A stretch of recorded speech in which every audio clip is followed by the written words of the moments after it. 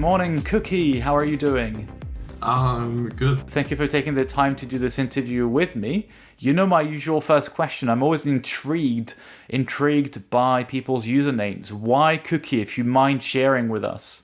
I don't know if you can see the background, but I have PlayStation and Xbox, and my username, well, my PlayStation it stopped working, so I got an Xbox, and I had to come up with like a name, and the name that I came up with was El Cookie. So I think El means the in Spanish, so like the Cookie Man. And one day I started, that was when then Battle Royale came out with Geoguessr, and I started watching GeoPeter on YouTube, and then I found out he had a Twitch, so I needed to create a Twitch, and I just used that cookie from my name online, and I just put a Geo in front of it, but that's how So you stuck with that. You mentioned already GeoPeter and Battle Royale. We'll get to Geoguessr in just a moment. Can you tell us a little bit more about you? If I'm not mistaken, based on what I read in my little homework, my little research, you are currently studying a Bachelor of Architectural Technology and Construction Management in Copenhagen. Is that correct? That is correct, yeah.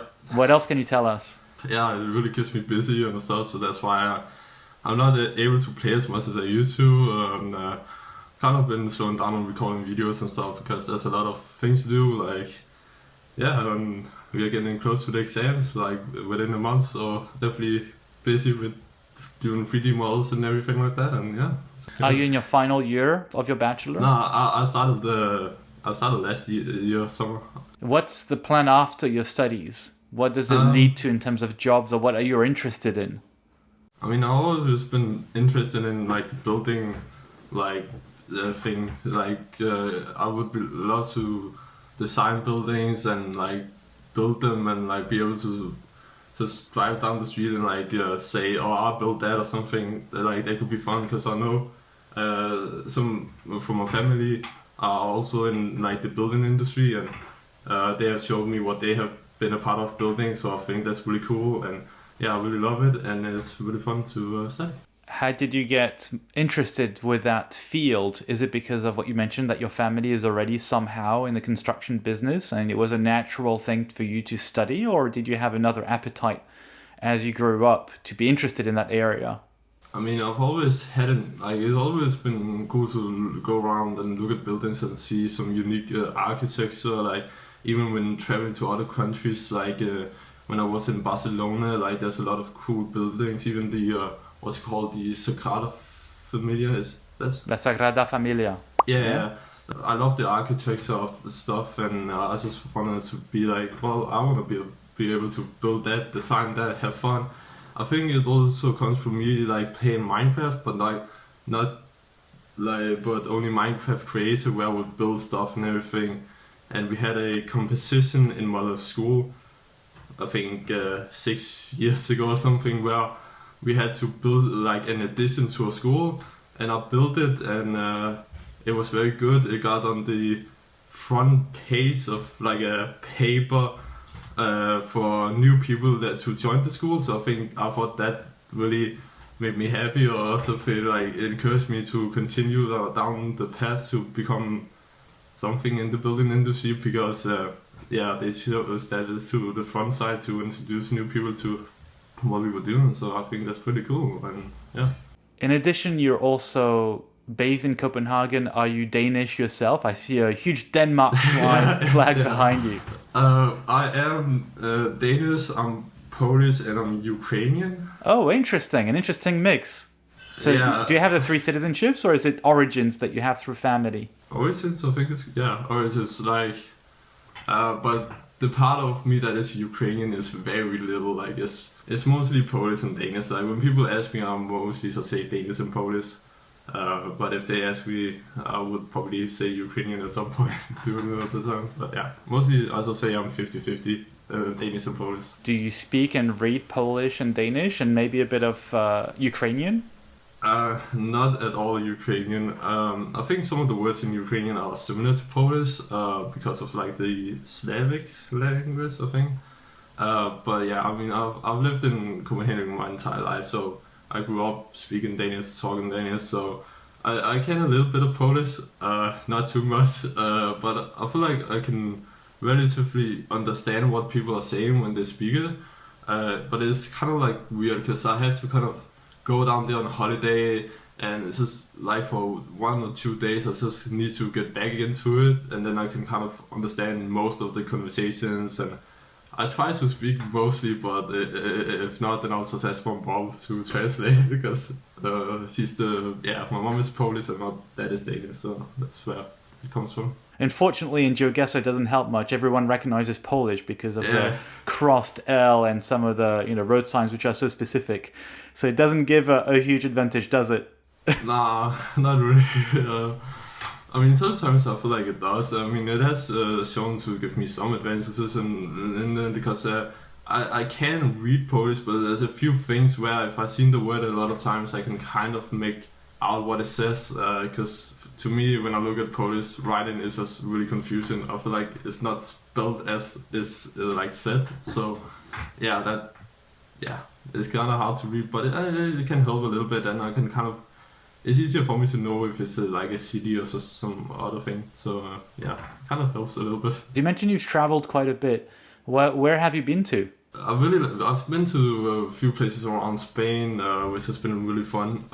Especially when we were in Malaga a few years ago, where we rented a car and then drove all the way to Gibraltar. I think the best is probably when we drove all the way from Denmark all the way to Rome.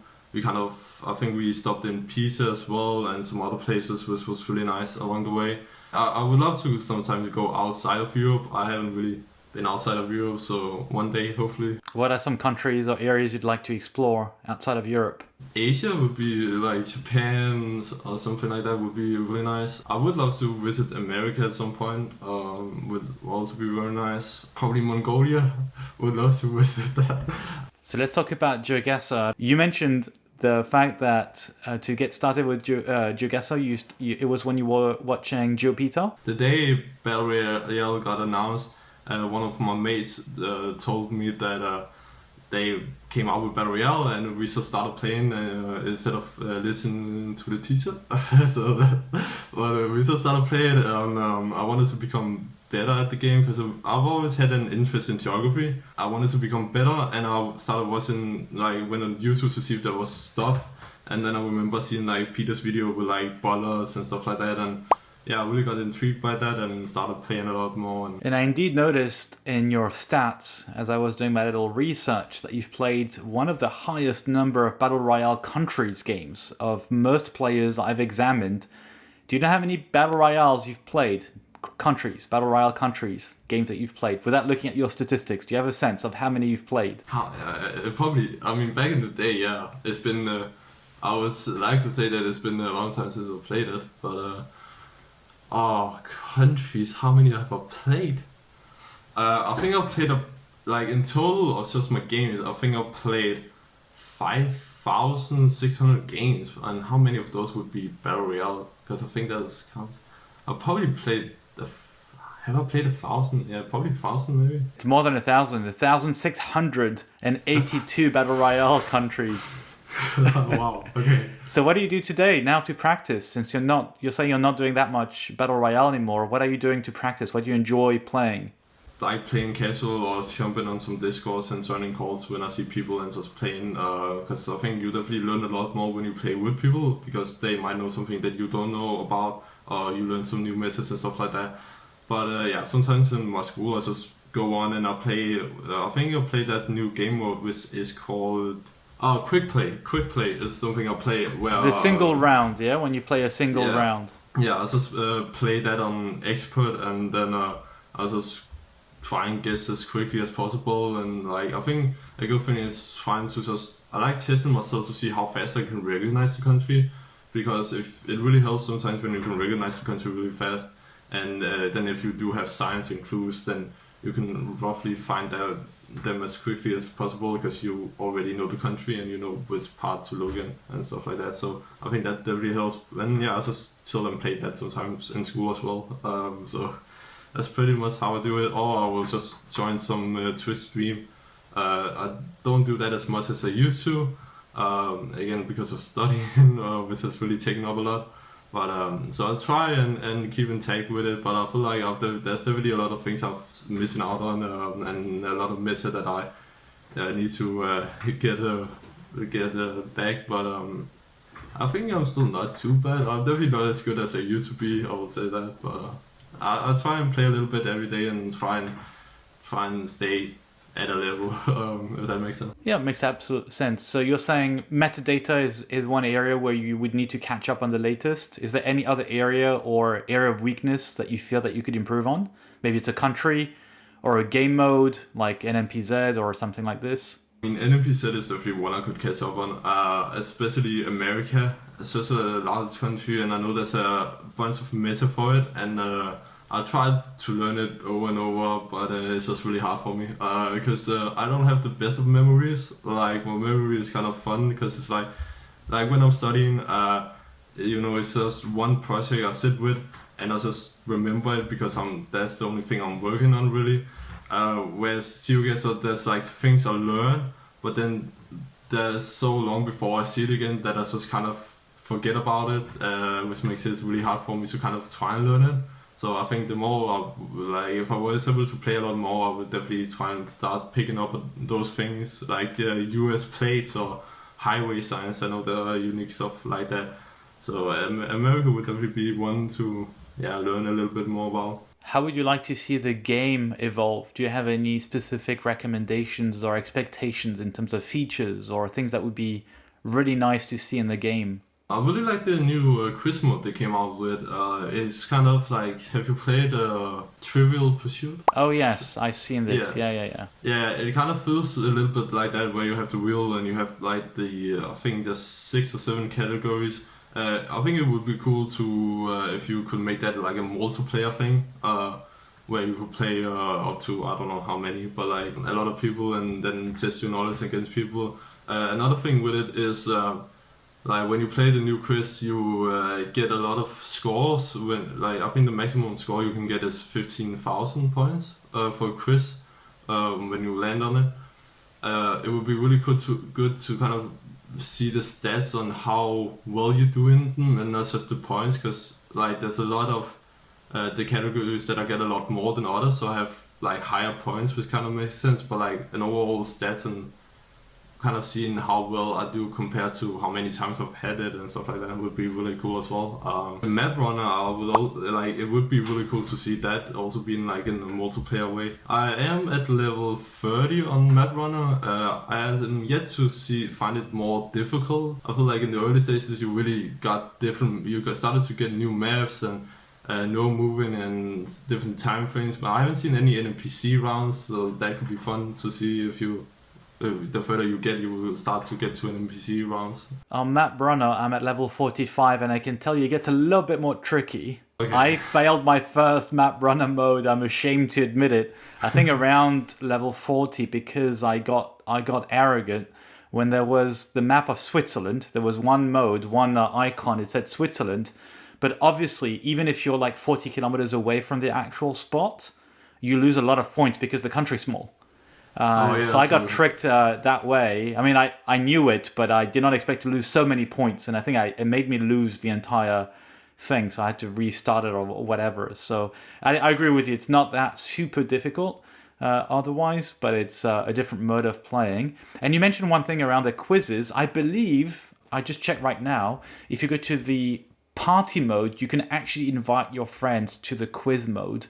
It may not be, you cannot invite them to the trivia, to the thing with the wheel and everything, but I think you can invite them for the quiz. I mean, another thing, I don't know if they have it, but like when quizzes first were announced at Geoguessr, like you can make your own quizzes, but like you can create the quizzes, but you need like the host of the quiz to actually start it and then be able to play. It would be cool if you can kind of, like, let's say if I looked at your profile and I could see the quizzes you have made and then just play them.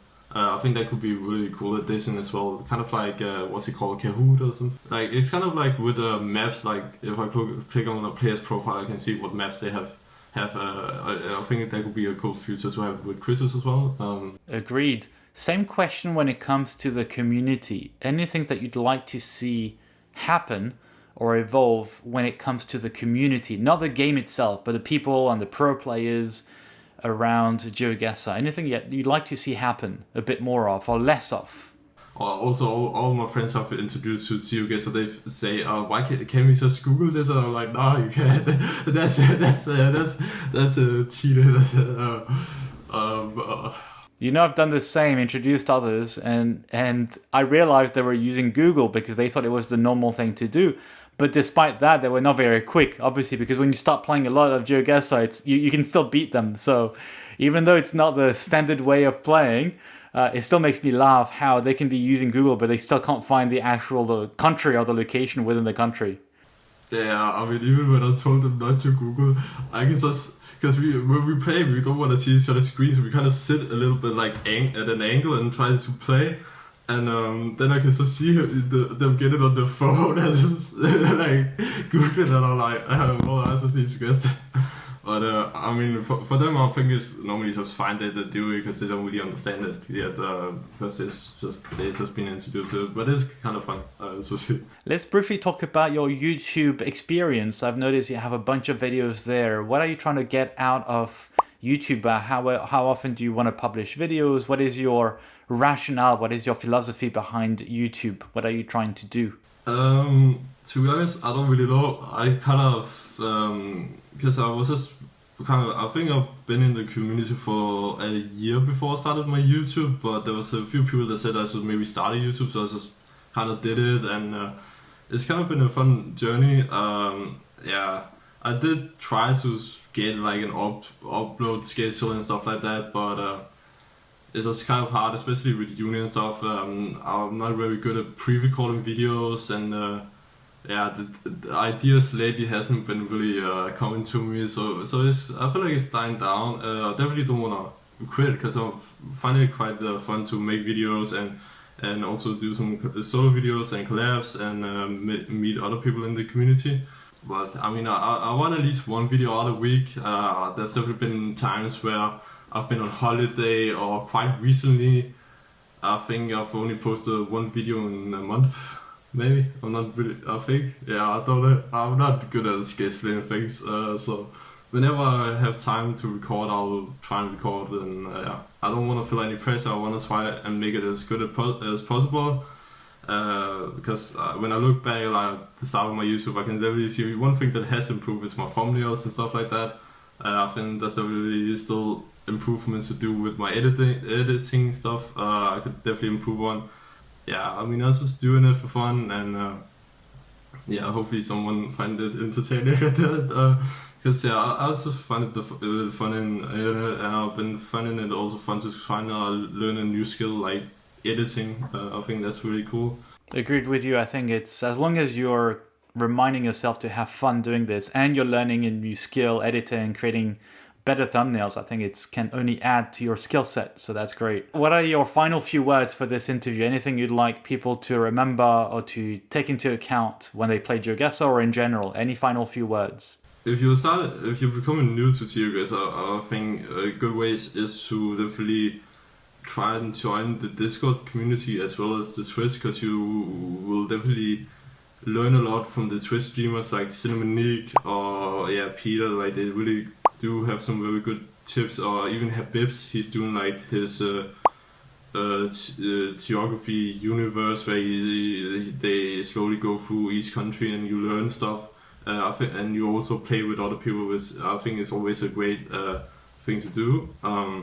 You definitely learn some new stuff about the countries there. So if you want to improve on the country, definitely go check it out. And yeah, you could also be a good start to just take one country at a time, become really good at each country at a time. You don't necessarily need to focus on more at once, but like kind of take it slowly.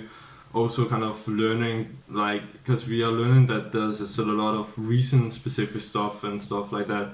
And if you just take your time on each round, you know, to kind of look at, okay, I've seen this here and in this area of this country, and I get another round, do I then see this same thing and is it in the same area? Kind of start and picking up of things like poles, spotters and stuff like that. Kind of looking at the hints, because I normally just go really quick as possible through the rounds when I was practicing, but that's because I want to try and be able to recognize the country very quick, and that's also another good way to kind of, I feel like, to be able to recognize the crit and then start also finding the clues and everything. But the commentary is slow and steady, and yeah, maybe focus on one country at a time. And I mean, there's also very helpful websites like Plunkett and Geo Hints, I think, which are pretty helpful to check out as well. So there is a lot of things out there. Of course, there's a bunch of tip videos on YouTube where you can find it, and they are really helpful as well. So there's a lot of ways to kind of improve on it. Agreed. I think that's great advice in terms of joining a Discord server, check the guides online,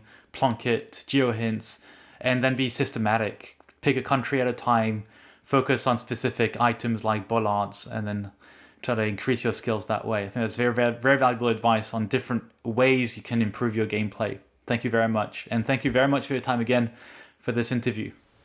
Yeah, and thanks for inviting me. It was fun.